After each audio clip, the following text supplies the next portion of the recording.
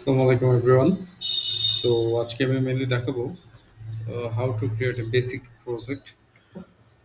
ওকে, so আপনারা যদি কোনো এন্ট্রি লেভেলের কোনো সিরিয়াল ক্রিয়েট করতে চান, সো এটা আসলে কিভাবে করতে হয় এই জিনিসটা আমি দেখাবো।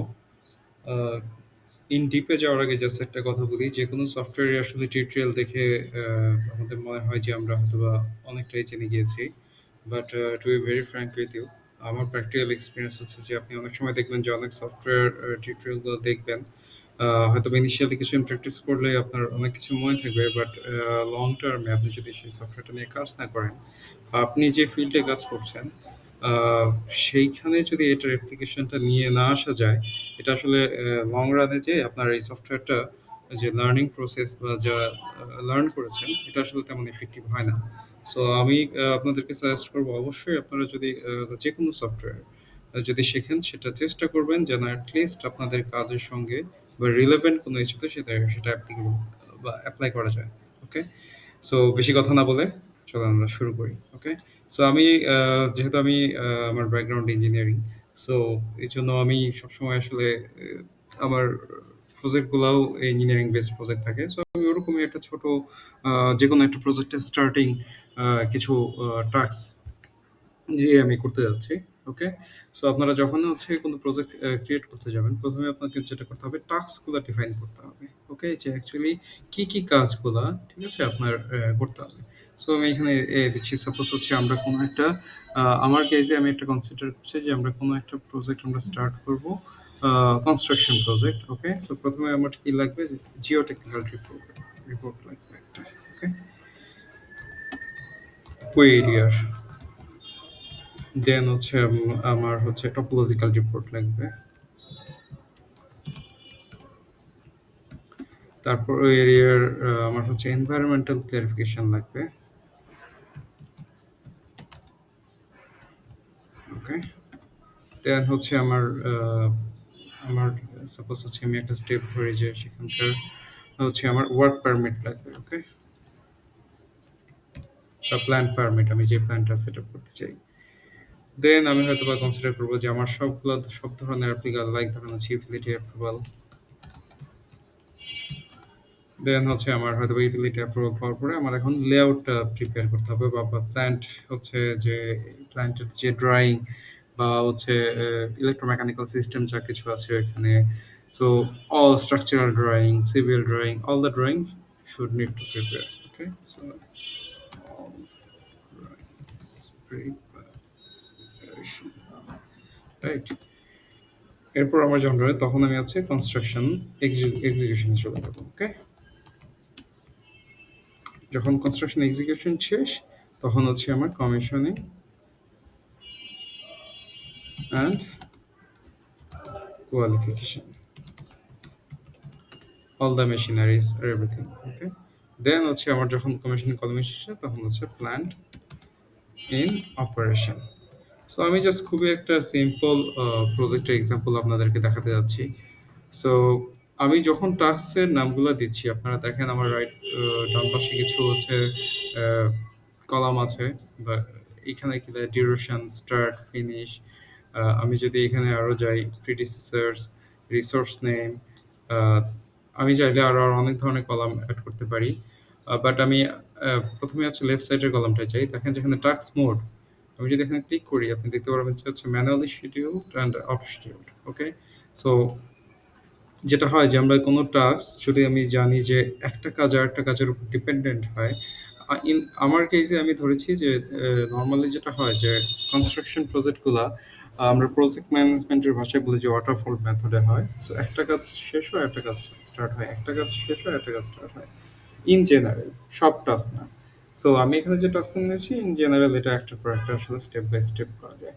বাট কখনো এরকম হতে পারে যে একটা কাজ যখন হচ্ছে আপনার শুরু হয়েছে, তখন অন প্যারালালি অন্য একটা কাজ শুরু করা যায়। এটা কমন, অনেক কাজ আমরা কনস্ট্রাকশন প্রজেক্ট বলেন, স্পেশালি সফটওয়্যার প্রজেক্টগুলোতে it's very common, lot of task execution parallelly চলে। তারপর হচ্ছে আরো মোস্ট অফ দ্য কেজে। ওকে, সো এই জন্য আসলে অ্যাজাইলটা অনেক পপুলার। যাই হোক, আমরা এখন ওইদিকে না যাচ্ছি, আমরা এখন এখানে কনসেন্ট্রেট করি। সো এই যে অটো টাস্ক যেটা আছে, সো এটা যদি আমি চাই যে না আমার এই টাস্কগুলো আমার একটা টাস্কের উপর একটা টাস্ক ডিপেন্ড করে আমি হচ্ছে আহ, আমার শিডিউলটা চেঞ্জ হবে। সো আমি ইন জেনারেল একটা একটা করে হচ্ছে আমি manual to schedule, sorry, auto manual to auto scheduling করতে পারি।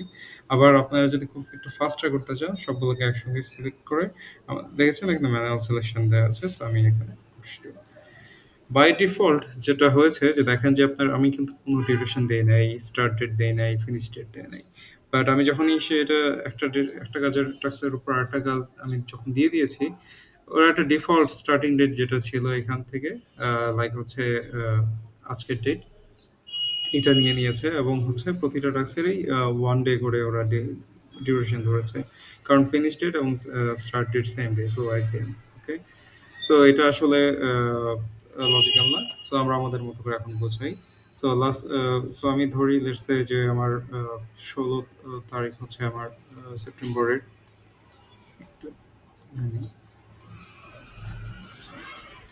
হচ্ছে আমার স্টার্ট ডেট। প্রথম আমার যে টাস্কটা জিও টেকনিক্যাল রিপোর্ট।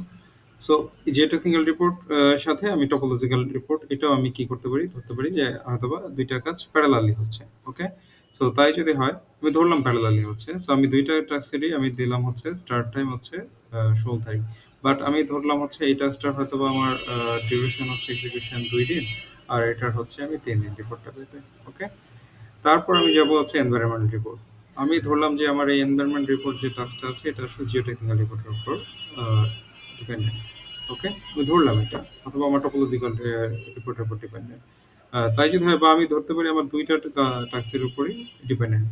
সো আমি যেটা আসলে করতে পারি আমার আমার এখানে যে আমি আমার দেখা যাচ্ছে ডিপেন্ডেন্ট টাস্ক ক্রিয়েট করার অনেকগুলো ওয়ে আছে। একটা হচ্ছে আমি সরাসরি আমার এই টাস্ক যেটা আছে এখানে আমি ডবল ক্লিক করবো। দেখেন এখানে কিছু টাস্ক ইনফরমেশন দেয়া আছে। সো টাস্ক এখানে ইনফরমেশন থেকে টাস্কটা কতদিন লাগবে, টাস্কটা অন্য যে টাস্কটার সাথে আমি লিঙ্ক করতে চাচ্ছি সেটার থেকে তার কোনো ল্যাগ আছে কিনা।